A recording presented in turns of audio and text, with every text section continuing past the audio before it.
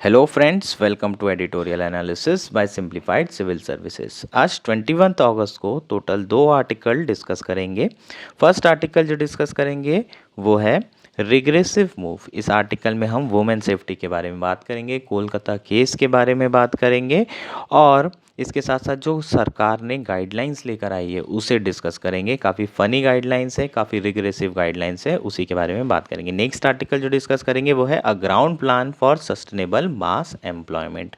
किस तरीके से मास एम्प्लॉयमेंट जनरेट किया जा सकता है, क्रिएट कर सकते हैं इकॉनमी में, उसके बारे में डिस्कशन किया जाएगा। 12 पॉइंट्स दिए हुए हैं, काफ़ी इंपॉर्टेंट हैं। कुछ अच्छे हैं, कुछ उतने अच्छे नहीं हैं। जो अच्छे अच्छे हैं वो मैं बता दूंगा, उसको आप लिख लीजिएगा। अगर आपको हमारा एनालिसिस पसंद आ रहा है तो प्लीज़ लाइक करें, कमेंट करें, शेयर करें एंड सब्सक्राइब करें। अगर इसकी पीडीएफ चाहिए तो टेलीग्राम चैनल ज्वाइन किए, नीचे आपको लिंक मिल जाएगी, मोर पे क्लिक करेंगे या फिर simplified civil service directly search करेंगे तो भी हम आपको मिल जाएंगे। आइए शुरू करते हैं हमारा एनालिसिस।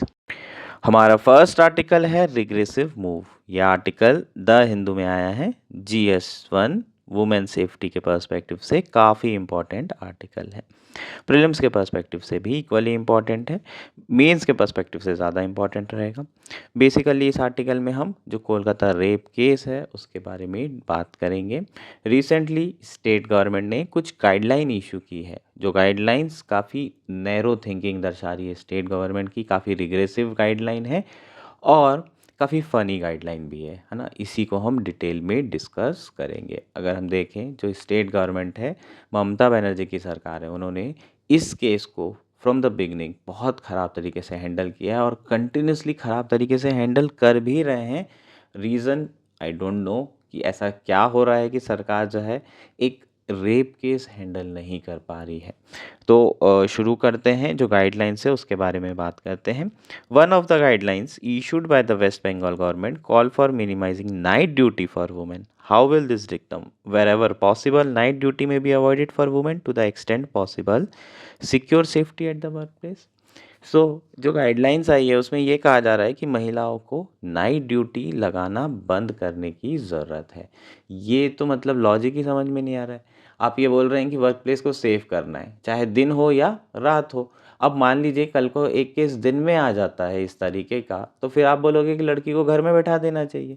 तो ये तो एक तरीके से रिग्रेसिव मूव है। ये गाइडलाइंस काफ़ी रिग्रेसिव गाइडलाइंस लग रही है, स्पेशली ये जो पर्टिकुलर गाइडलाइंस कही जा रही है ना। यहाँ इससे वुमेन सेफ्टी एंश्योर होगी क्या? नहीं होगी यार, है ना। आपको जो मेजर्स लेने की ज़रूरत है वर्क प्लेस को सेफ बनाने के लिए, चाहे वो दिन हो या रात, वो आप हो सकता है ना लें इन सारी चीज़ों को करके।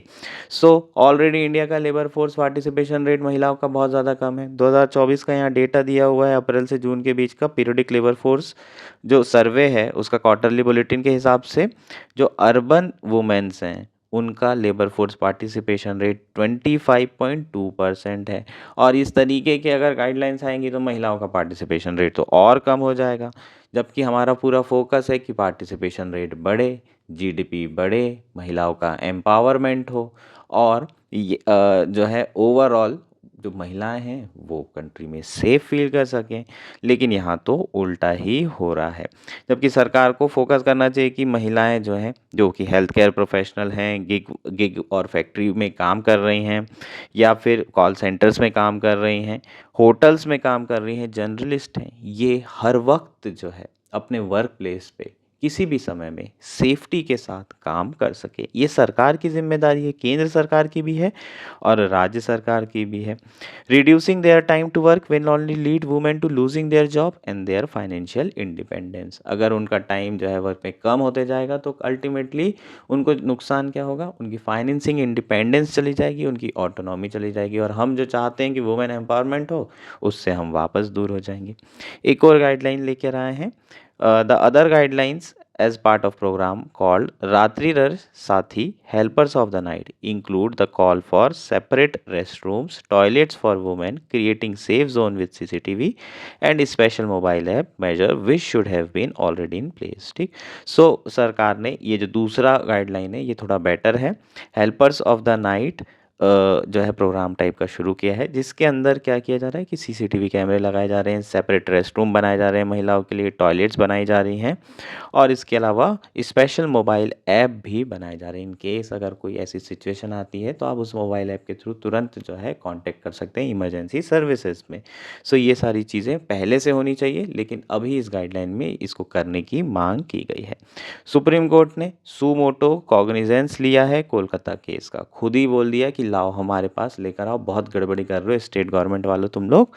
सो सुमोटो कॉग्निजेंस ले लिया है, कोई गया नहीं सुप्रीम कोर्ट के पास, सुप्रीम कोर्ट खुद ही इस केस को ऑटोमेटिकली ले लिया है और उन्होंने एक नेशनल टास्क फोर्स अनाउंस की है to look into the safety of doctor and medical professional. DY Chandrachud ने अरुणा शाहबाग केस को दोबारा से याद किया, जो हमने अभी डिस्कस किया था, जिसमें उनके साथ ऑलमोस्ट 40 साल पहले सेक्सुअल हरासमेंट हुआ था। उसके बाद उनकी जो स्थिति थी वो बहुत ख़राब हो गई थी, कोमा में रहने लगी थी, वेजिटेटिव स्टेट में हो गई थी। तो उसी केस को उन्होंने याद किया और कहा कि एक नेशनल टास्क फोर्स की बहुत ज़्यादा ज़रूरत है।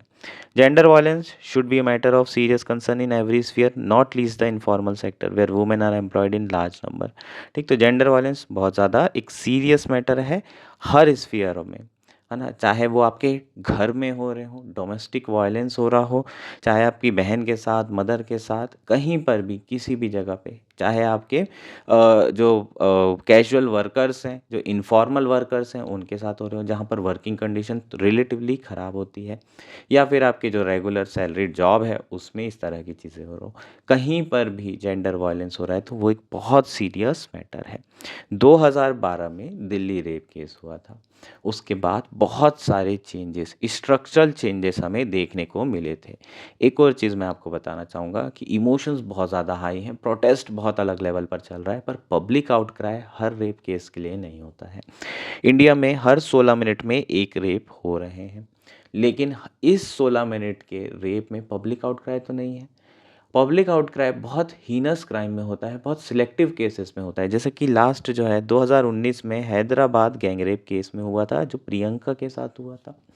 उस समय एनकाउंटर करके, मतलब जो भी एक्यूज था उनको पहले पकड़ा गया रात में और सवेरे उनका एनकाउंटर कर दिया। पूरी दुनिया, इनफैक्ट पूरे इंडिया के लोग जश्न मना रहे थे और आज भी यही इमोशंस हैं कि किस तरीके से रेपिस्ट का एनकाउंटर किया जाए। पर मैं आपको एक चीज़ एकदम क्लियरली बता दे रहा हूँ, जब भी पब्लिक आउटक्राई हो, जब भी इस तरह का प्रोटेस्ट हो रहा है, इसका use for the betterment of society होना चाहिए और उस हर रेप केस के लिए होना चाहिए जिसके लिए पब्लिक आउटक्राई नहीं हो रहा है। आपने प्रियंका को तो जस्टिस दे दी, पर उसका क्या, जो हर 16 मिनट में एक रेप हो रहा है उस बच्ची के साथ क्या? उसे आज भी वही प्रॉब्लम फेस करनी पड़ रही है। उसे आज भी पुलिस स्टेशन जाते हैं तो बोला जाता है ये जुरिसडिक्शन हमारा नहीं, ये किसी और का है। उसे आज भी वही इनसेंसिटिविटी के साथ डील किया जा रहा है। उसे बोला जा रहा है कि तुम ये केस वापस ले लो, तुम्हारी बदनामी होगी। उसके साथ जो गाइडलाइंस है वो फॉलो नहीं की जा रही है। वो बच्ची के साथ क्या हो रहा है ये मैटर ज़्यादा करता है। एक केस में एनकाउंटर करके पब्लिक को खुश करना स्टेट गवर्नमेंट के लिए आसान है और इससे हमें बचना चाहिए। हमें ओवरऑल बेहतर रिफॉर्म के लिए जो है प्रोटेस्ट करना चाहिए, जो डॉक्टर्स लोग कर रहे हैं। पर सोशल मीडिया में है ना, सीएम रिज़ाइन करो, सीएम रिज़ाइन करने से क्या होगा? यूपी में हुआ था हाथरस में, तो वहाँ पर सीएम रिज़ाइन कर देते तो क्या होता? कोई और सीएम बन जाता। केसेस रुकते क्या? नहीं, सिस्टम को चेंज करने की ज़रूरत है। अगर हम एनसीआरबी की रिपोर्ट की बात करें तो 2022 में लगभग 4.45 lakh cases of crime against women registered हुए हैं। इसका मतलब हर घंटे लगभग 51 एफआईआर फाइल होती है। सो बहुत ज़्यादा जो है वुमेन के अगेंस्ट में वायलेंस हो रहा है और बहुत इम्पॉर्टेंट है कि हम लोग इसको काफ़ी लेकर सीरियस हों। और सीरियस सिर्फ गवर्नमेंट को नहीं होना है, सीरियस जनता को भी होना है। आपको भी अपना माइंडसेट बदलना है। अगर आपके लिए आपकी बहन बहुत इम्पॉर्टेंट है, तो अगर कोई और लड़की है उसके साथ इस तरह का दुष्कर्म हो रहा है, तो आपको कुछ नहीं तो एटलीस्ट आप 100 कॉल कर सकते हैं। सो आपका अपना माइंडसेट भी आपको बदलने की ज़रूरत है। आपको इस तरह की हरकतों से अपने आप को दूर रखने की ज़रूरत है। सोसाइटी को एट लार्ज उसके माइंडसेट और अवेयरनेस बढ़ाने की बहुत ज़रूरत है जेंडर जस्टिस इशू में। आपके घर में भी ये चीज़ हो रही है तो आप लोग इसे रिपोर्ट करें। ये सारी चीज़ें बहुत इंपॉर्टेंट है, अदरवाइज़ जो जेंडर वायलेंस है वो कंटिन्यूसली चलता जाएगा, कोई फ़र्क नहीं पड़ेगा, एक और प्रोटेस्ट हो जाएगा, कोई और सीएम आ जाएगा, कोई ज़्यादा बदलाव नहीं होने वाला है। लॉ ज़रूर आ चुके हैं, डिटरेंस ज़रूर क्रिएट किया है, लेकिन अगर उसे प्रॉपरली स्पिरिट में इम्प्लीमेंट नहीं करेंगे तो कोई फ़ायदा नहीं होगा। चीज़ें क्लियर है क्या? सो ये मेरा टेक था इस पूरे प्रोटेस्ट में, है ना? कभी भी आप ये एनकाउंटर और जो एकदम तुरंत जस्टिस दे रहे हैं जो एक्स्ट्रा कॉन्स्टिट्यूशनल तरीके से, ये कभी भी लॉन्ग टर्म में बेनिफिट नहीं करती है। चाहे वो यूपी में किया गया हो एनकाउंटर हो, चाहे वो तेलंगाना में किया हुआ एनकाउंटर, और या फिर वो कोलकाता में कभी भी इस तरीके की चीज़ें कर सकती है पुलिस, क्योंकि पुलिस का नाम खराब हो रहा है। चीज़ें क्लियर है? हमारा नेक्स्ट आर्टिकल है a ground plan for sustainable mass employment. यह आर्टिकल द हिंदू में आया है। GS3 इकॉनमी मेंस के पर्सपेक्टिव से इम्पॉर्टेंट है, प्रीलिम्स के पर्सपेक्टिव से इतना इम्पॉर्टेंट नहीं है। बेसिकली आपको मेंस में GS3 में क्वेश्चन पूछा जा सकता है कि इंडिया में अनएम्प्लॉयमेंट बहुत बढ़ गया है और हम किस तरीके से इस अनएम्प्लॉयमेंट की जो प्रॉब्लम है उसे एड्रेस कर सकते हैं। कुछ सॉल्यूशन आपको सजेस्ट करने के लिए बोला जा सकता है। आर्टिकल रिटायर्ड सिविल सर्वेंट ने लिखा है और 12 सॉल्यूशंस दिए हुए हैं। सारे 12 सॉल्यूशंस आप जो है अपनी नोटबुक में लिख सकते हैं। ज़्यादातर देखें तो जो सॉल्यूशन है वो स्किलिंग से रिलेटेड है, स्किल करने से रिलेटेड है। जितना आप स्किल करेंगे लोगों को, उतने ही जो है उनके एम्प्लॉयड होने के चांसेस बढ़ेंगे। 12 में से कम 4 से 5 ऐसे हैं जो सिर्फ़ और सिर्फ स्किलिंग से रिलेटेड हैं।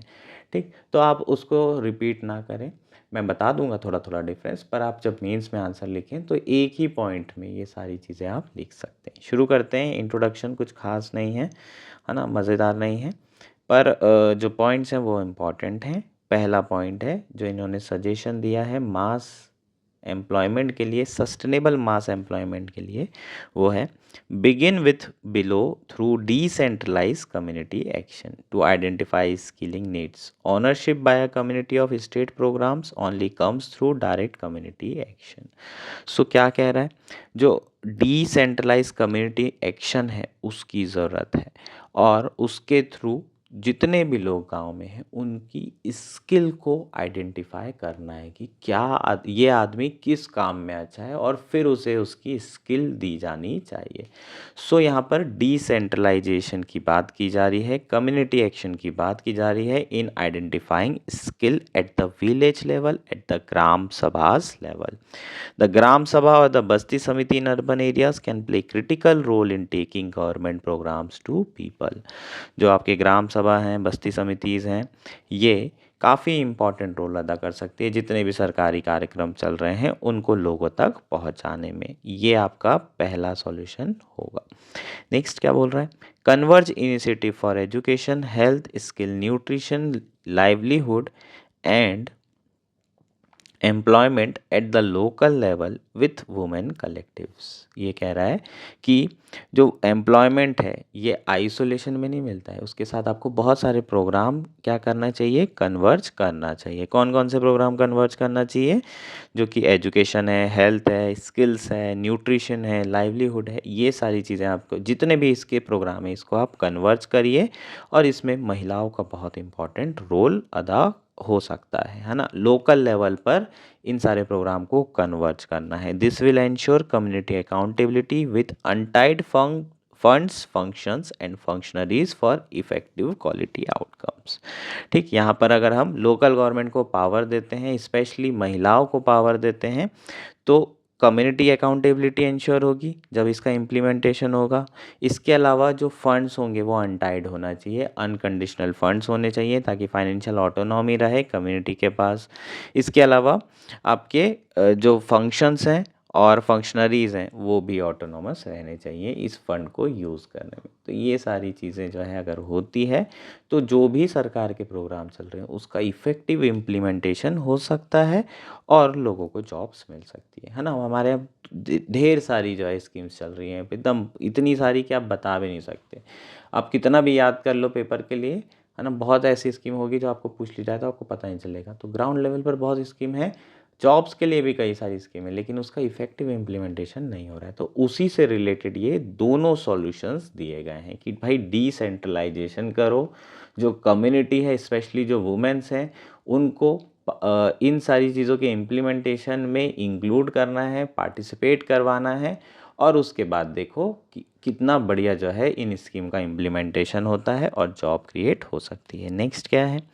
थर्ड है introduce need based vocational courses oblique certificate programme alongside undergraduate programmes BA BSc BCom in every college.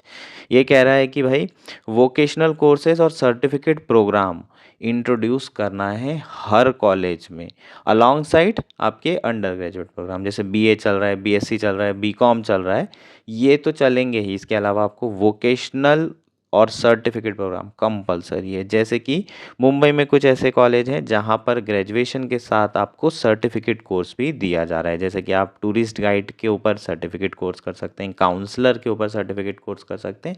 ये सब क्या है? स्किल्ड आपको प्रोवाइड की जा रही है। अगर आपको ये स्किल मिलेगी तो आपकी एम्प्लॉयबिलिटी बढ़ जाएगी और स्केल हाई स्केल लेवल पर लोगों को जॉब्स मिल सकती है। सो ये थर्ड इम्पॉर्टेंट, ये ज़्यादा इम्पॉर्टेंट है। पहले तो उतने ज़्यादा इम्पॉर्टेंट नहीं लग रहे थे, लेकिन वो भी काफ़ी इफ़ेक्टिव हैं इन द लॉन्ग रन। अगर सरकार के पर्सपेक्टिव से देखें, जो प्रोग्राम्स चल रहे हैं उसके पर्सपेक्टिव से देखें। फोर्थ क्या है? Standardise nursing and allied health care professional courses in all state according to international benchmark. अगर हम देखें, जो नर्सेज हैं, केयर गिवर्स हैं, हेल्थ पैरामेडिक्स हैं, इनकी डिमांड डोमेस्टिकली तो है ही, लेकिन इंटरनेशनल लेवल पर बहुत ज़्यादा बढ़ चुकी है। पर प्रॉब्लम क्या है? यहाँ के लोग वहाँ पर जा क्यों नहीं पाते?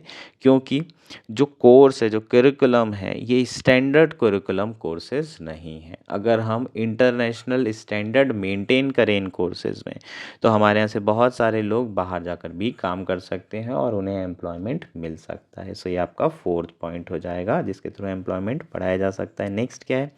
Create community cadres of care givers to run creche universally so that women can work without fear. ठीक, यहाँ पर बोल रहा है कि कम्युनिटी कैडर बनाने की बात की जा रही है। कम्युनिटी कैडर का मतलब एक सेल्फ हेल्प ग्रुप टाइप की कम्युनिटी बना दी जाएगी जो कि सिर्फ और सिर्फ केयर गिवर्स का काम करेंगे, क्रैच फैसिलिटी चलाएंगे। अभी क्या होता है, हम आंगनवाड़ी जो सर्विस है उसका यूज़ करते हैं, लेकिन उसमें 4 से 6 घंटे के लिए बच्चों को रखा जा सकता है। उसमें बच्चों को 3 से 6 साल के बच्चों को जो है न्यूट्रिशन भी प्रोवाइड किया जाता है, उसे पढ़ाया भी जाता है, ये सारी चीज़ें होती है। लेकिन हमें एक अच्छी क्रैच फैसिलिटी की ज़रूरत है ताकि जो महिलाएं हैं वो काम कर सकें बिना किसी डर के, है ना। और जो क्रैच फैसिलिटीज़ हैं वो आपकी हर विलेज में एक होना चाहिए, कम्युनिटी लेवल पर एक एक क्रैच फैसिलिटी होना चाहिए। तो ऐसा होगा कि महिलाएं जो हैं, अगर बच्चा बहुत छोटा है तो उन्हें ब्रेस्ट फीड करना पड़ता है, तो ऐसा नहीं कि वो साइट पर हैं और वहाँ से आने के लिए उन्हें 4 किलोमीटर जाना पड़ रहा है, तो ऐसे में वो वर्क नहीं कर पाएंगी। सो जो आपकी क्रैच फैसिलिटीज़ है वो एकदम विलेज लेवल पर होना चाहिए और एक कम्युनिटी कैडर बनाने की ज़रूरत है। जितना आपका अच्छा बढ़िया क्रैच फैसिलिटी होगी उतनी महिलाओं का लेबर फोर्स पार्टिसिपेशन रेट बढ़ेगा। समझ में आया क्या? नेक्स्ट क्या है?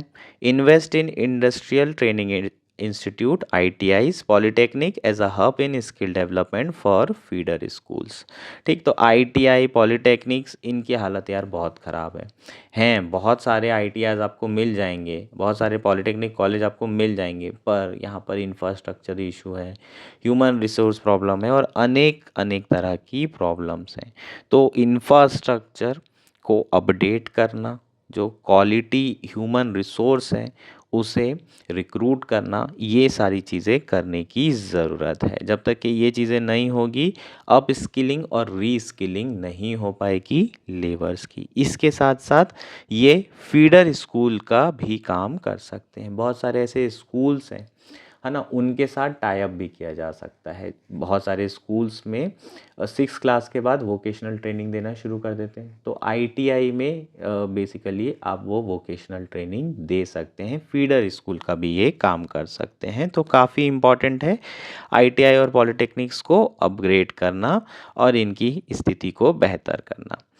नेक्स्ट है introduce enterprise and startup skills through professional in high schools, है ना। हमें स्टार्टअप इकोसिस्टम डेवलप करना है, और अगर ये इकोसिस्टम डेवलप करना है पूरे इंडिया में, तो इसकी नींव कहाँ रखनी पड़ेगी? स्कूल्स में रखनी पड़ेगी। और वही इस पॉइंट का क्रक्स है कि आपको एंटरप्राइज स्किल, स्टार्टअप स्किल्स देनी है थ्रू प्रोफेशनल, और इसे इंट्रोड्यूस करना है हाई स्कूल्स में ही। Schools need to introduce technology and enterprise as a subject at the upper primary और हाई लेवल ऑनवर्ड्स, ठीक। तो स्कूल्स को टेक्नोलॉजी और एंटरप्राइज एक अलग से सब्जेक्ट रखना होगा, जिसमें बच्चों को स्टार्टअप और टेक्नोलॉजी और एंटरप्राइजेस से रिलेटेड सारी इन्फॉर्मेशन देंगे। अगर जो प्रोफेशनल्स हैं, जो स्टार्टअप प्रोफेशनल्स हैं, वो सब विज़िट करते हैं स्कूल्स में, तो बच्चों पर काफ़ी बेहतर असर आएगा, और उनके दिमाग में ये स्टार्टअप आइडियाज़ जो भी आ रहे हैं, वो शुरू लेवल से ही, स्कूल लेवल से ही जो है वो डेवलप होने शुरू हो जाएंगे, और वो इन आइडियाज़ को इम्प्लीमेंट भी कर सकते हैं। नेक्स्ट है have a co sharing model of apprentice with industry on skill. This is critical as far as manufacturing sector opportunities और even the service sector is concern. Skilling cost must be shared with the potential employer as a stand alone government funded skilling is not always the best way forward unless industry as a stake in apprentice it does not work, ठीक है। तो ये चीज़ें सरकार already कर रही है। जो 5 स्कीम लेकर आई है, उसमें अगर एक स्कीम में आपको ध्यान होगा कि 500 जो बड़ी कंपनीज़ हैं, उसके साथ जो है सरकार क्या कर रही है? अप्रेंटिसशिप दे रही है। इन 500 बड़ी कंपनियों में अप्रेंटिसशिप दे रही है, और लगभग 500 रुपये के आसपास जो स्टाइफन है वो ये कंपनीज देगी, और बचा हुआ जो अमाउंट होगा वो सरकार देगी। तो यहाँ पर शेयरिंग की जा रही है जो स्टाइफन है उसमें। तो कहीं ना कहीं जो इंडस्ट्री है उसके स्टेक्स भी हैं अप्रेंटिस में, तो ये ऑलरेडी सरकार इम्प्लीमेंट कर रही है। नेक्स्ट है streamlining working capitals for women led enterprises oblique first general enterprises to enable them to go scale.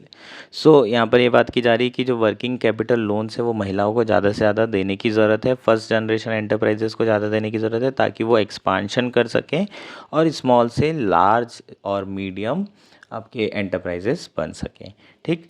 इसके लिए जो है आपको कॉम्प्रिहेंसिव क्रेडिट हिस्ट्रीज बनानी पड़ेगी ऑफ एवरी वुमेन बोरोअर। जब तक आप ये नहीं करेंगे तब तक के, है ना, इनको बैंक आसानी से लोन नहीं देगा। दूसरा, टेक्नोलॉजी भी काफ़ी हेल्प कर सकता है, एक एनेबलर हो सकता है जिसमें महिलाओं को आसानी से लोन मिल पाए। इसके अलावा RBI, reserve bank innovation hub and national rural livelihood mission दोनों जो है एक इनोवेटिव आइडिया के साथ आए हैं, जिसके थ्रू बैंक्स को ये कॉन्फिडेंस दिलाया जाए कि भाई आप महिलाओं को भी लोन दें, ठीक है। सो ये भी जो है सरकार के द्वारा किया जा रहा है। The success of the startup village enterprise programme under the NRLM bring out the importance of hand holding community enterprises fund and end to end solution for first generation enterprises. Next क्या है?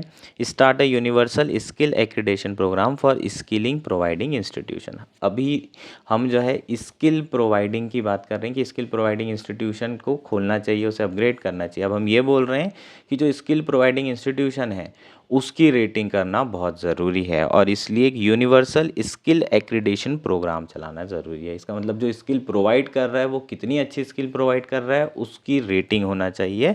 जब तक कि ये सारी चीज़ें नहीं होगी, आपको मतलब जो आईटीआई हैं, जो आपके पॉलिटेक्निक हैं, वो बहुत ख़राब तरीके से चल रहे हैं और सिर्फ पैसा कमाने का काम कर रहे हैं। सो जब तक कि आप इंस्टीट्यूट्स को, जितने भी स्किल प्रोवाइडर इंस्टीट्यूट हैं, उसे रेटिंग नहीं देंगे, एक्रीडेशन नहीं करेंगे, तब तक के स्किलिंग प्रॉपर तरीके से नहीं होगी। नेक्स्ट क्या है?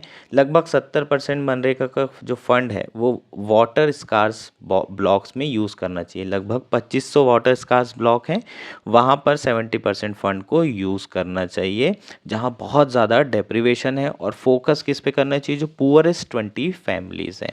इंडिविजुअल को अगर बेनिफिट मिलेगा मनरेगा स्कीम के थ्रू तो इनकम जनरेट होगी और वो पॉवर्टी से भी बाहर आएंगे। इसके अलावा इन एरियाज़ में इरिगेशन वेल्स बनेगी, वर्क शेड बनेंगे, एनिमल शेड बनेंगे, तो उससे ओवरऑल जो कम्युनिटी होगी उसका एम्पावरमेंट होगा। और लास्ट है हमारा apprentice on scale can facilitate absorption of youth in work place.